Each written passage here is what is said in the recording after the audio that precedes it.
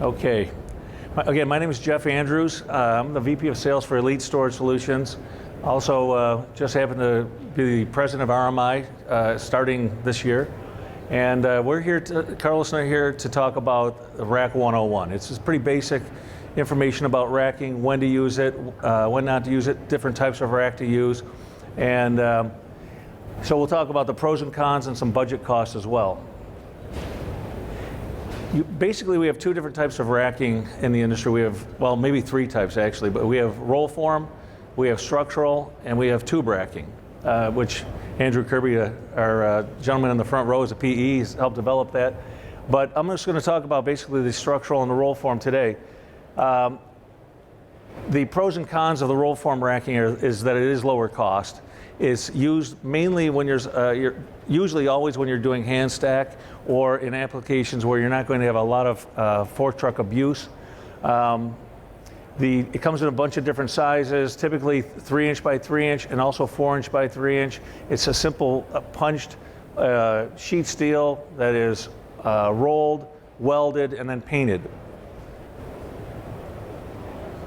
The structural steel racks are done out of a much heavier structural steel. The advantages of this are obviously that it takes a lot more abuse. It has a lot more steel in the corners where a fork truck might hit it and damage it. Generally speaking, all of the connections are bolted versus the roll form, which is more of a, it's a teardrop type, which you don't have to bolt it. You can just slap it in place, so to speak. Because it weighs more, it's generally a little bit more expensive. A lot of racking is basically priced per pound in most instances, so it weighs more, it has more abuse resistance, but it costs more. So you might save money in the long run by not having as much damage to your racking. The most commonly used pallet racking is the selective racking. Probably 70% of all the racks out there are selective. It's typically just rows of back-to-back racking. It gives you the most selectivity for putting away pallets and pulling pallets. So if you have a lot of different SKUs, this is the type of racking that you might want to consider. Then you also have double deep racking, which gives you more space utilization. You have to have a fork truck with fork extensions, a little wider aisles, but it gives you a little bit higher density than the typical selective racking. Of course, we have drive-in racking, which is an excellent product for companies that have a lot of the same product. For instance, when you're looking at this racking here, you can see that all of these products are pretty much the same from top to bottom, and also from front to back. And so if you have a lot of the same products, this is the type of rack to use. The only downside, or one of the main downsides, is it's pretty slow throughput. The fork truck has to drive in that narrow opening, pull a pallet back out, and so the throughput is slower. If you have real slow moving products of all the same type, it's a great application. Double deep or double wide drive-in racks are similar to the single deep or single wide, except that you're putting two wide. The advantage here is that you've got quicker turnaround, less damage, and typically a little bit more density because you're eliminating one of the upright frames that runs down the middle, as well as the space on both sides. Pushback racks are very popular. The reason is that you don't have to drive in. You get the same density as a drive-in rack, but you don't have to drive into the rack. You basically put the pallet on the face, and then you come in with a second pallet and you push the first one back and set that pallet down. This is showing a 2 deep from two sides, but you can go as much as 5 or even 6 deep from two sides. So you can imagine the density that you get. The other thing is it's got an advantage over drive-in in that you can have different products at each level, as opposed to drive-in, which is you'd want to have the same product each level. Pallet flow racks, they're more expensive, but they're perfect for food applications or any type of application where you have a need for first in, first out. And so the pallet is loaded at the far end, and it just gravity flows all the way down to the front end. where it's the pallet can either be picked or in a lot of cases we'll use the pellet flow for pick modules, where you have a main aisle where the picker is picking product, putting it on conveyors, and the product flows towards the center. And that's what you're looking at in this case. There's a conveyor here, and the pallet is flowing towards that, and the person is either picking full cases or partial cases, or in some cases you can pull full pallets as well. Carton flow racks are similar to the pallet flow, except that you're flowing boxes. And it's great for, again, for picking operations. You'll see a lot of these used in, again, in pick modules for, fulfillment centers, e-commerce, where they're just picking either cases or individual components, parts, bottles of shampoo, whatever you want, out of a box and putting it into a tote and shipping it off to a customer. Now, we also, most of the rack manufacturers manufacture rack-supported mezzanines, and some do manufacture standalone wide-span mezzanines. The one above is actually a 4-level pick module, considered a rack-supported mezzanine, and that you have multiple levels of mezzanines, except that you're using racking to support it. Whereas below, you've got a wide-span mezzanine, which in this case is for supporting conveyor systems near the dock doors. And you can see the conveyors running off the backside. There's probably all kinds of sortation conveyors up on the upper side. In this case, we also have racking or mezzanines where you will have racking above it. In this case, below you'll see is wide open near the dock doors, but on top you actually have racking that is above it all. And you could have 30 feet of racking above it. So that way you're utilizing all of the airspace and all of the floor space. Pick modules, again, I talked a little bit about that. And so when you take the standard racking, whether it's roll form or structural, and you're adding carton flow and pallet flow, and then you add a few conveyors, we call that a pick module. And the advantage is that you're basically having all of the product flow towards the center, and you're picking those products, putting them in totes, or a box, and shipping it off to the shipping department.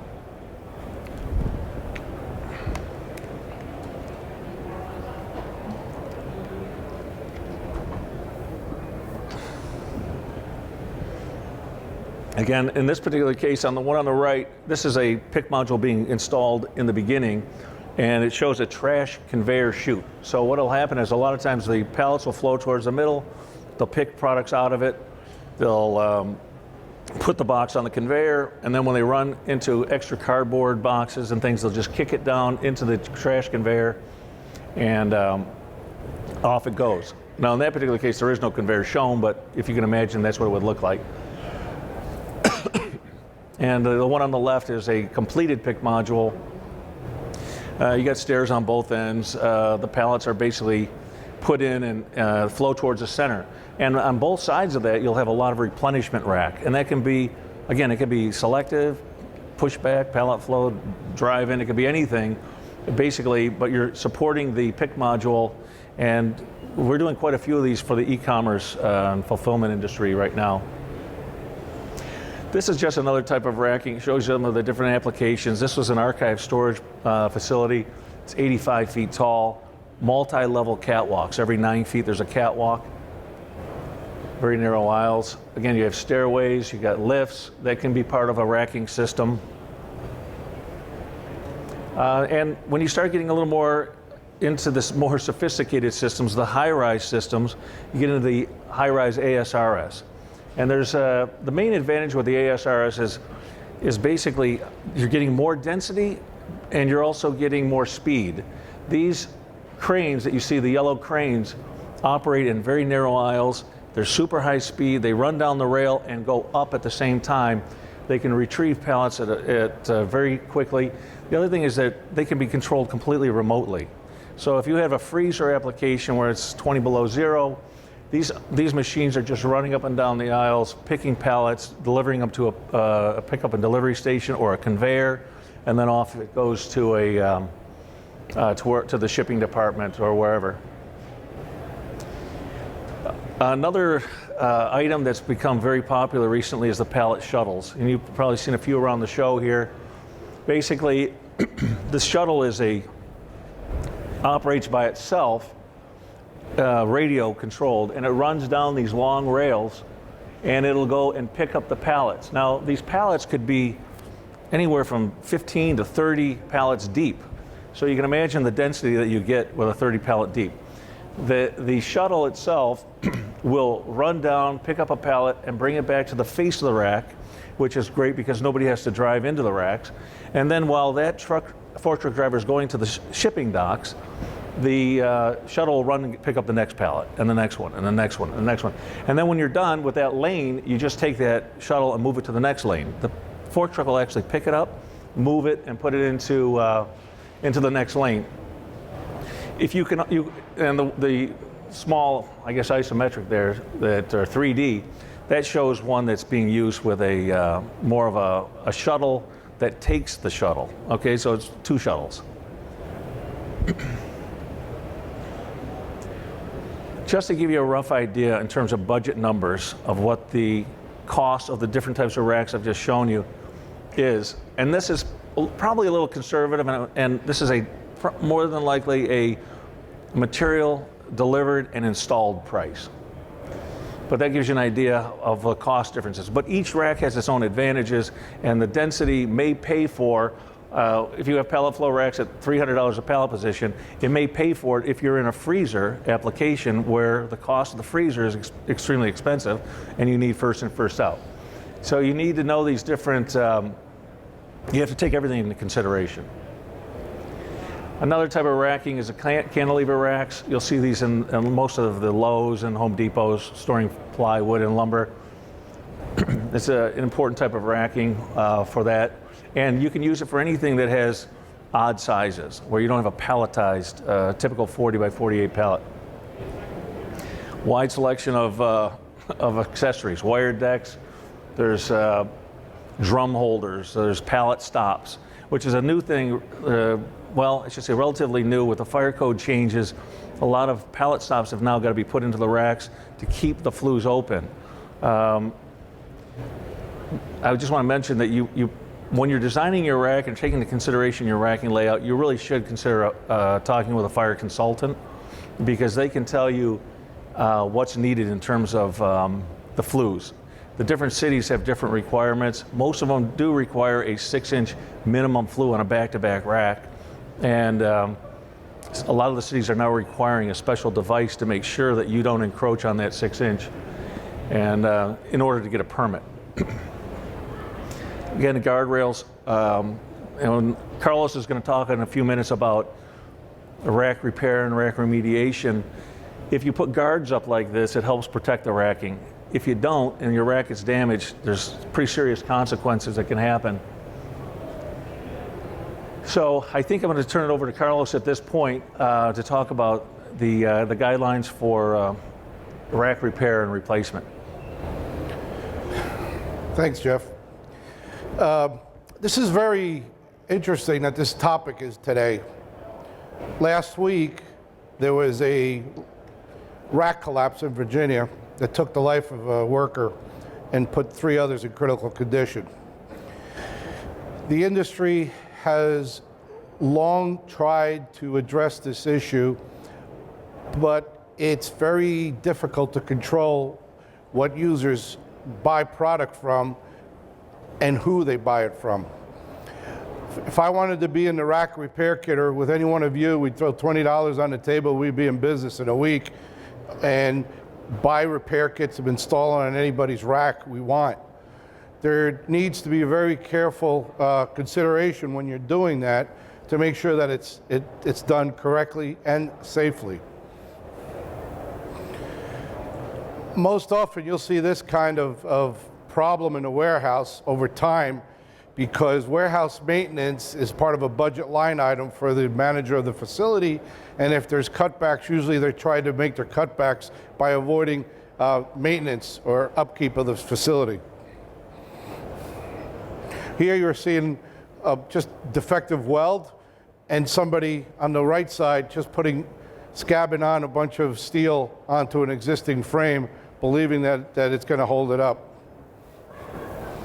Damaged column very often, especially when there's no beam at the floor level. Pallet jacks could do that, or lift truck could do that, or a pallet. Very common, you see what's on the right, somebody will just take another piece and just place it over the top of the existing column and off and running. And there can be consequences. These are just real pictures from some major collapses that we happen to be on the forensic team. So there's various different responsibilities. The principal, the owner of the facility, has responsibility. It's not all the people that supply the racks. You have to maintain and operate a safe operation with driver training and have a system in place where you know when damage occurs and you can address it.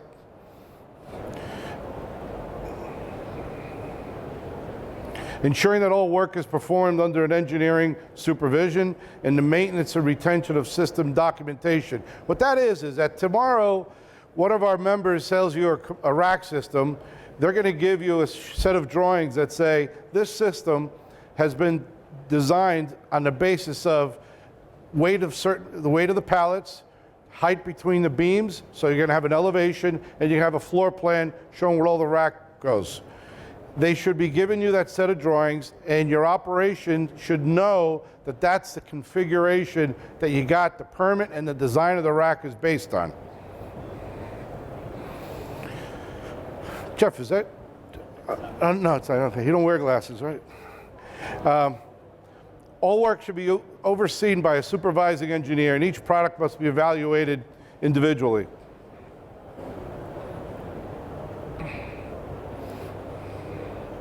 So a rack repair agent is typically, and can be, and in most cases is, different than the manufacturer of the racking system.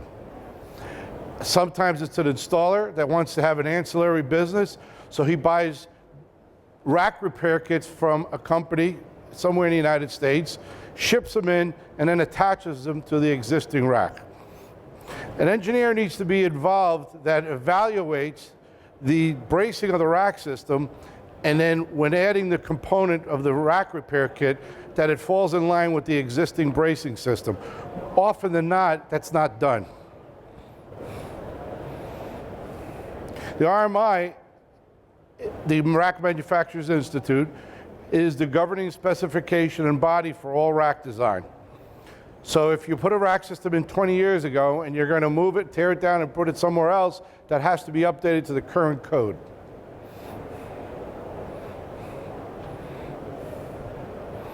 Documented systems that are still in place, however, can be evaluated under the original codes, or what they call grandfather clause. Undocumented or relocated, as I mentioned, has to be evaluated to current codes. Once again, it falls back on the engineer that you should hire to evaluate what you're doing with the system to ensure that it's going to be safe. So you're going to be left with a couple decisions. Hold on. Do I replace the frame, or do I buy a repair kit? Most often, the repair kit costs more than the frame. But it's more economical when you factor in the amount of hours and labor it takes to empty the rack, unbolt, tear apart the rack system, put in a new frame, and reload the rack with a lift truck operator and 3 or 4 people. Can cost you upwards of $500 to $1,000 in time to get that done. A lot of times it's much easier just to cut the piece off and put a repair kit in place. Field welding, as much as it's done, should be done by a qualified AWS certified welder. Welding in an upright position is much different than manufacturing the frame when it's laid down on its side.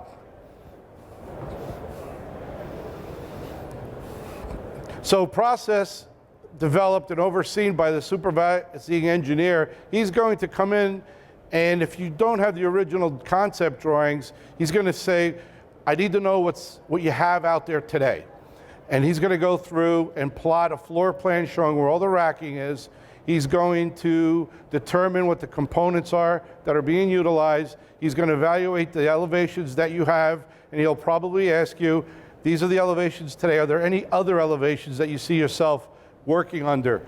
And then analyze all the rack frames to ensure that it could all hold up every single design elevation that the owner has. Now, the field assessments is probably more important than running the calculations on the frame, because after a long period of time, someone needs to decide whether that frame needs to be replaced, repaired, and a new one put in. And that audit can only be done by an engineer that understands the dynamics of racking and what systems might fail because of extra load on it. So a field assessment needs to be gone through, where he goes through the entire warehouse, maps out every location, saying which ones need to be fixed, which one needs to be removed and replaced.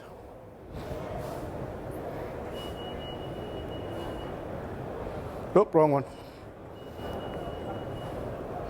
So this is what we're talking about, basically. You got an operation, original configuration on the left, 2,500-pound pallets. Owner, somewhere down the line, decided to move beams around, and now he's got a new configuration.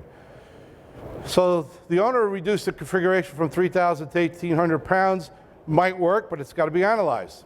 And more often than not, it's still 3,000 pounds, and I'll just take this beam out, and you really can't, or you may not be able to. As I mentioned, the RMI and ANSI specifications are the ones that govern rack design. Discuss special conditions, column bracing, foot plates, anchoring, beams. A lot of times people take rack from Iowa and send it to California, and it doesn't work. A lot of times they send it from Northern California to Southern California. A lot of times the bigger companies like to have a hodgepodge of material, and they send it out to whatever site needs the product. Every single one of those should be analyzed to ensure that it works at the place.